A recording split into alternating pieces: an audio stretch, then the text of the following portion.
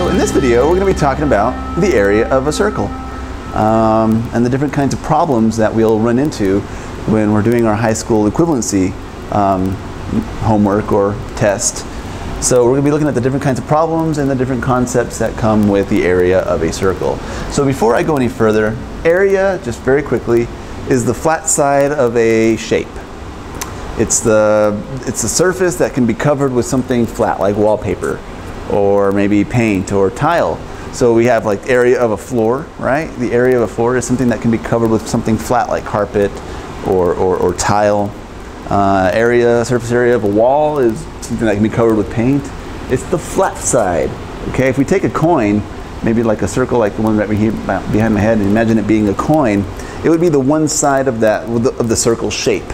We're not talking about the edge, we're just talking about that flat side. And we're just figuring out the amount of area or the space that it would take to cover that flat side. That's probably the best definition I can give you. So comparing it to perhaps a volume. So area and volume are different. Area is what we consider a two-dimensional shape or problem. And volume is a three-dimensional problem or a three-dimensional shape, like this bottle. You can imagine, we can call it like a cylinder pretty much, right? So the difference is that three-dimensional shapes can contain something inside. They can hold water, they can hold gas, they can hold sand, whatever. And so three-dimensional shapes are like boxes and like cylinders, cans of soda, cans of spray paint, cans of paint, maybe a gas tank. So things that can be filled with something, that's volume, and that's three-dimensional. We're talking about area, things that cannot be filled with anything. A coin, you can't fill it with water, right? It's just a flat surface, water goes right off of it. So that's the difference, okay? So when we're talking about area of whatever shape, it's the flat side of that shape that can be covered with something. And we want to know how much space that is. Okay, moving on. So we have the formula here. This is the formula to find, it's an algebraic formula to find the area of a circle. And it's basically pi r squared. Pi, this funny looking T thing with two legs, it's a Greek letter that we use to represent a specific number related to circles. It's pi. The r represents radius, and I have that down here. Radius, r is equal to radius, and this is how radius would be, how it would look on a circle. Radius is basically, it is the distance from the center of the circle to an outside edge.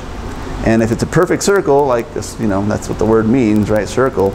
It doesn't matter which edge you go to on that circle, it's the same distance, okay? Remember that the other dimension that we sometimes see in circles is diameter. I'll just go ahead and do a quick one right here. So diameter is it's the distance from one side of the circle to the other, but it has to pass through the center. And we use diameter more in circumference when we're looking for the distance around a circle. We're not going to do that in this video, but just so you know the difference, radius is half of the diameter, or diameter is twice the radius. So it depends on the information they give you in a problem that you have to be able to distinguish those two. So for example, if I had a circle, can you see right over here? Yes. If I had a circle with the diameter of 4, which means one side to the other, passing through the center, 4 inches. So if I had that, and they asked you for the area of that circle, you can't use the 4. The 4 is the diameter, and the formula does not call for diameter. The formula calls for radius. So you have to understand that if they give you the diameter, they give you 2 radiuses. So you just need to cut that in half, right? Cut it in half and you'll have 2, all right? Just so you get the difference between that. And okay, so there we go. So pi r squared. Another thing to note, I said it was an algebraic expression. These things are multiplied together. The pi and the r, whatever those numbers may be, depending on the dimensions of the circle, they're multiplied together just by the fact that they're written right next to each other. The same way we do in algebra, like 2x, that means 2 times x. Okay? And then we have radius squared. You have to understand order of operations. Remember that in order of operations, we have a multiplication, the pi times the r, and then we have an exponent. You have to decide which thing gets done first, the exponent or the multiplication. If you remember, the exponent gets done first. So you have to multiply, you have to square the radius first, and then you multiply it to the pi. Okay? It's order of operations, the things we can't forget those steps ever, okay? All right, so pi is basically equal to 3.14. When I was growing up, we used this one all the time, 3.14, but I've seen now on the exam, on the practice exam, or in the books and stuff like that that I have related to the most recent high school equivalency exams, it's better to use a calculator. And so I have a calculator here, right? And the reason why is that I have it right here. Pi is equal to, can you see that? It's a big old number. 3.141592654, etc. It keeps going and going and going. And so the way I did that, I just hit the button pi. My calculator has a little button right there for pi. And that's what I would use. I just hit pi and then, you know, multiply it to other things that I have to multiply it to. But when you use a decimal that's a lot bigger, you get a more accurate answer. You get a more precise answer. And so, and I've noticed that some of the answers in the books and stuff, they don't have this kind of, if you use this one, you really don't find the exact same decimal. They're using a calculator answer. So it's just better to use a calculator if you have one, and you probably should have one. So there you go. This is another form that you sometimes see, and that's that pi is also equal to 22/7, and that makes sense. 22 divided by 7 is 3 and a little bit more, just like this. It's 3 and a little bit more, right? Okay.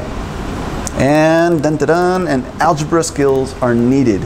Well, I mean, if it's just a simple area of a circle, it's pretty easy to do this. It's just you square this and you multiply that. So it's 2 operations, and then you get the answer.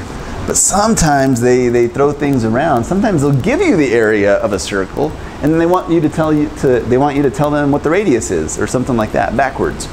And to do that, and they do it with triangles, they do it with squares, they do it with, you know, many different, even in volume, they do that to us. So to do that, you have to know how to manipulate. In fact, I could have said this. I could have pi r squared is equal to area of a circle, but I'm not going to write that. It's just area of a circle. And when you have information on both sides that are equal to each other, it's an equation. And so we have to know how to manipulate this equation, sometimes for pi, sometimes, well, not for pi.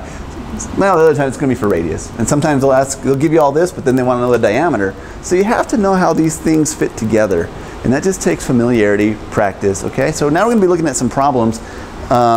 We'll start off with the more simple, just find the area of a circle, and then we'll move into these ones that are kind of algebraic, okay, in nature. All right, let's go. Okay, so this problem is a little bit different than the last one that we looked at. This problem will require you to know something about algebra, okay? Even though we're talking about circles and a geometrical shape, right? We're talking about geometry, but we're going to use algebra. And that concept is common all over the place in geometry. Whatever kind of, in your homework, on a test, whatever it might be, you'll be working with geometry, but it's very common that they're going to bring in concepts of algebra, and you're going to have to use the two of them together to get to your answer. Okay, so, and like I said, that goes with everything, not just circles in geometry. It goes also with any figure, triangle, three-dimensional figures like a cone or a pyramid, or a cylinder, stuff like that. But in this case, you might be asking, well, okay, so they're talking about area of circles. They gave me the area of a circle, so why are they talking about area of a circle, right? Well, the thing here is that they don't want the area. They actually want the radius. They want to know what the radius of this circle is. So approximately, what is the radius of this circle? And just so you know, we use approximately a lot in geometry, but especially with circles, because, and that's what these little curvy lines mean, these little wavy lines that look like waves on the ocean, right? That symbol means approximately, okay? It doesn't mean exact, it means approximately, and you might see me use those from time to time. But we use approximately a lot when we're working with circles because we're using this this pi. We're using pi, I'm sorry, in Spanish it's p. And we're using pi. And pi, as you all know, is 3.14. And here it's written as a Greek letter, right, pi. But we know that it's a decimal, right? It's 3.14, blah, blah, blah. It's a decimal that continues for infinity. It never ends. And because the decimal never ends, a lot of times our answers when we're working with area of circles or volume of something circular, like a cone that has a circle bottom or a cylinder, anything that has that circular shape, a lot of our answers will either be approximate or rounded to maybe the hundredth, the nearest hundredth, or rounded to the nearest thousandth. And it's because our answers tend to also have a decimal that continues forever. And so just to kind of not go on forever, we just kind of try to box it in. And like I said, it's just really rare for us to have a pretty little number like this, a nice whole number like 154, because when you're working with pi, it just never happens. You get a decimal, that just keeps going forever. So that's why we're going to say approximately, and that's why a lot of your problems will also use approximately or rounded to the nearest tenth or rounded to the nearest hundredth, whatever. So anyway, continuing. Okay, so now, they want to know the radius of the circle approximately, right? And they gave us the area. We have the area, the approximate area of the circle, 154 centimeters squared. So, okay, what we have to ask ourselves is, how did they get 154? What did they do? How did they get to 154? Well, they used the formula like we would do. We would use the formula.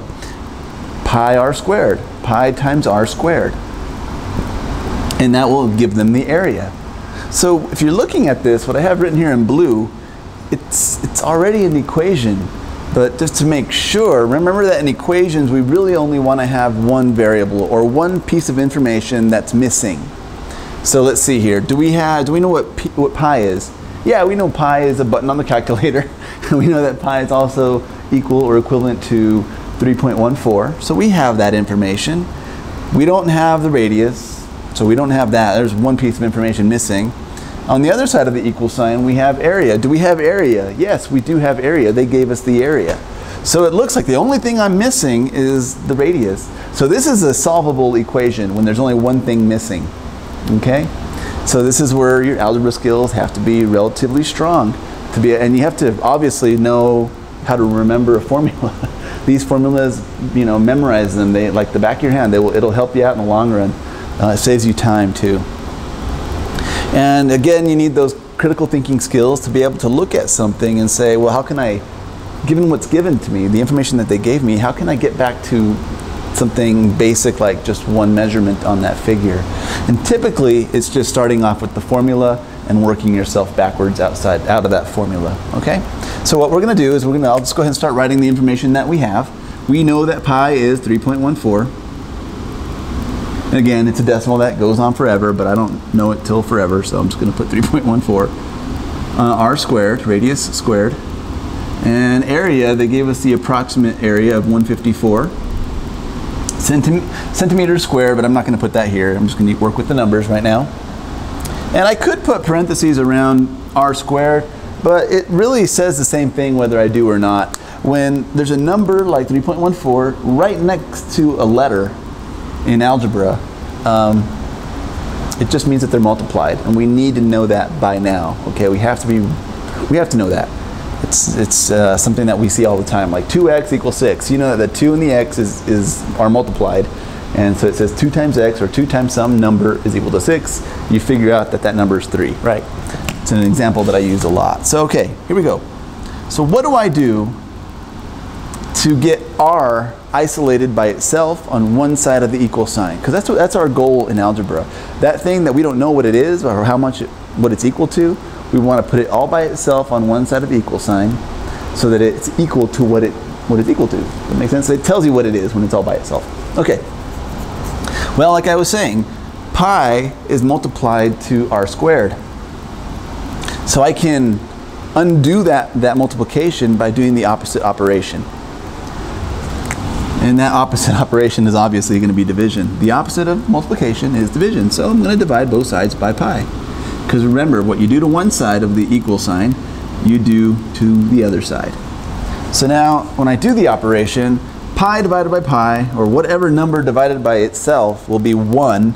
And 1 times r squared is going to just leave us with r squared. 1 times 1 is 1, 1 times 100 is 100, 1 times r squared is r squared. All right, but this part over here, this division I will not be doing by hand, and this is something I would suggest all of you to do too.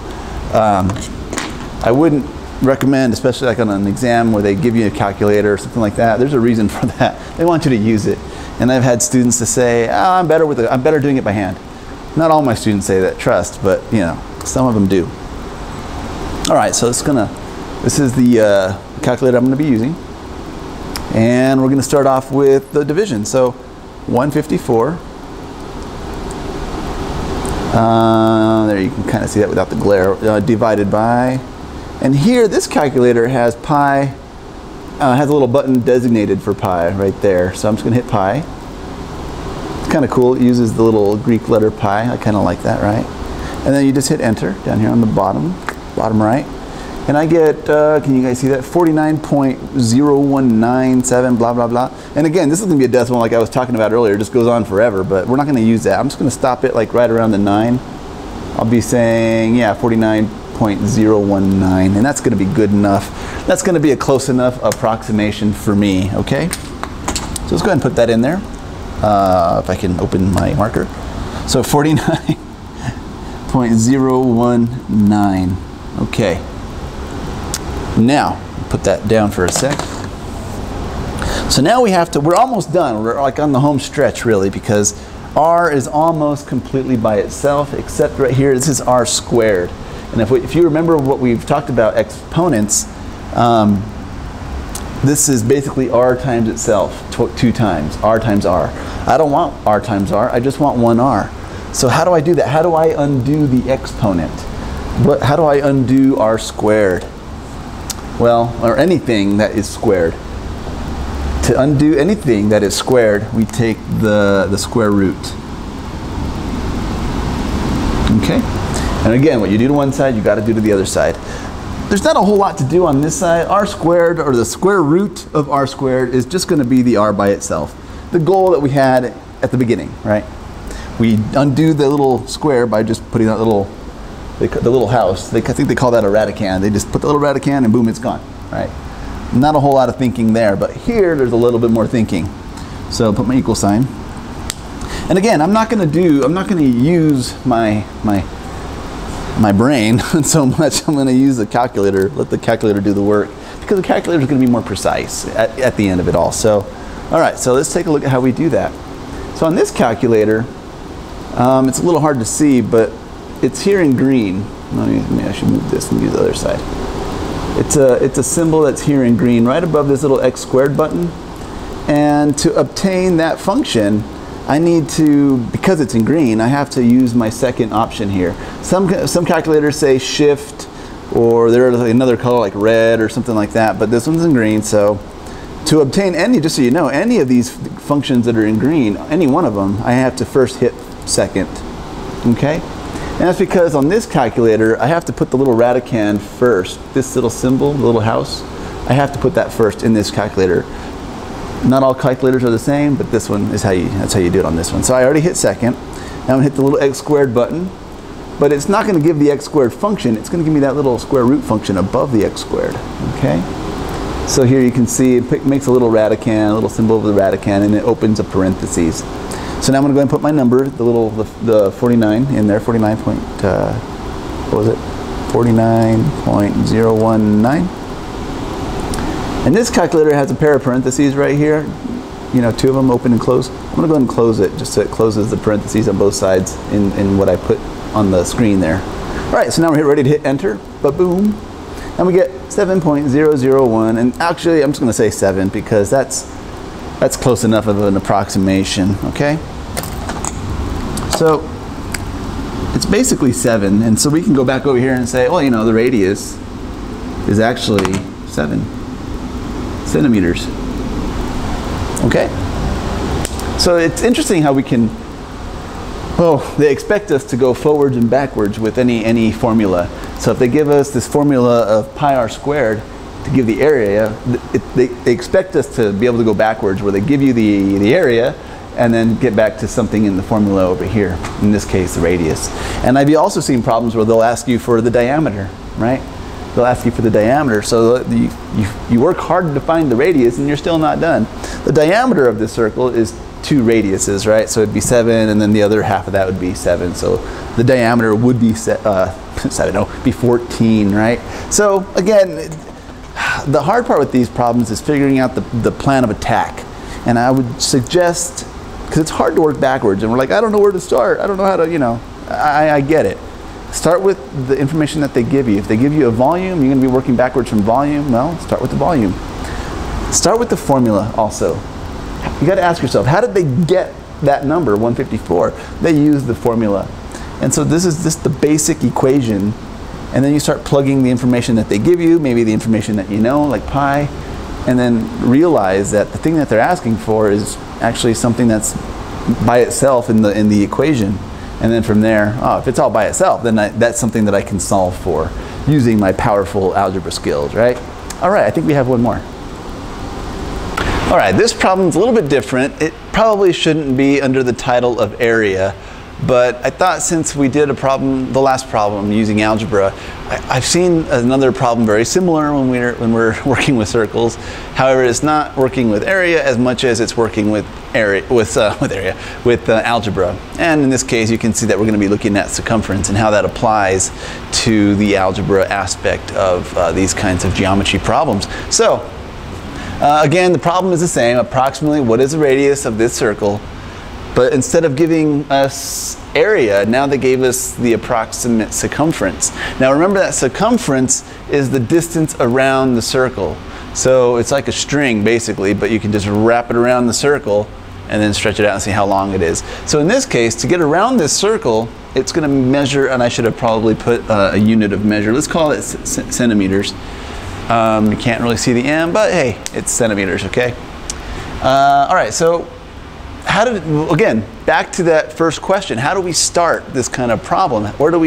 What's the first step? Well, the question that we have to ask ourselves is, how did they obtain 50 centimeters? How did they obtain 50.27?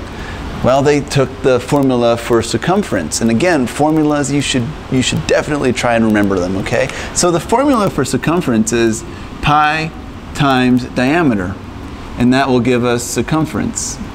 Okay, so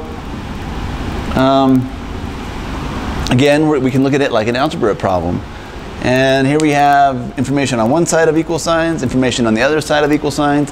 And we have to ask ourselves, do we have some of these things already known? Like, do we know what the circumference is? And yeah, we do. We have a good number over there, 50.27. And in this case, we also know what pi is. Pi is at 3.14. It's that decimal that goes on forever. You know, so, and then the only thing that's missing is the diameter. But the question's not asking for diameter, it's asking for radius. And the way I have finished the last problem, you probably saw how, well, radius and diameter are very similar. If you can find one, you can find the other.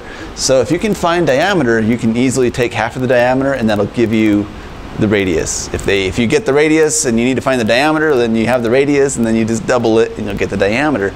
They are intertwined, they're very related, okay? If you can find one, you can find the other. So let's go ahead and start putting some of that information into the equation. We have 3.14 for pi times diameter, and I'm just going to leave it like that without parentheses. I'm just going to use the old algebraic skill, you know, or expression. Just by putting the two things together, it means multiplication. And the circumference, or the approximate circumference that they gave us, was 50.27. All right, so this is just a basic one-step algebra problem at this point, at least to get to diameter. Then there'll be one more step to get to radius, but you know, at least the equation isn't too complicated. So we have a division here. We have a multiplication, pi times diameter. To undo that so that we can leave the d, or diameter, alone on one side of the equal sign, to isolate it, we need to do the opposite operation. So we have multiplication, so to undo it we have to divide, just like in the last one that we looked at. And so we would divide 3.14 to both sides. What you do to one side, you do to the other. And I suppose I could put that line like I did when I was teaching the algebra, but it's okay. I think we understand. And so that would leave us with 1. I mean, pi divided by pi is 1. 1 times diameter, or 1 times d, is d. Okay, that won't change. And now again, I'm going to use our trusty calculator, right? We have 3.14. I'm not going to use that. I'm going to use the pi button on the calculator. It's just much more precise because it's taking a much larger decimal. The function on the calculator is not just using 1/4. It's actually let me show you that. I don't know if I already showed you, but if I hit pi and I hit enter, it gives me this big old long decimal. Can you guys see that? And that's the decimal it's using when we use the little button. And I think it's just a lot more accurate, okay? So, and again, if you're taking a test, use the calculator. Use the calculator. I can't emphasize that enough because it's going to be more precise, okay?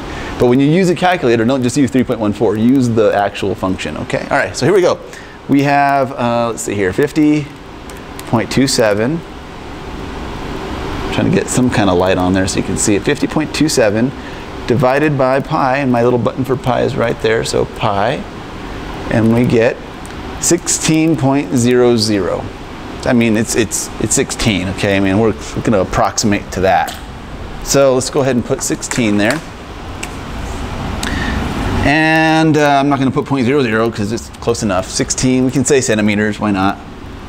And we know that diameter is twice the radius. So if I need to find out what the radius is, I just got to take this 16 and divide it by 2. So the radius is going to be equal to 8 centimeters.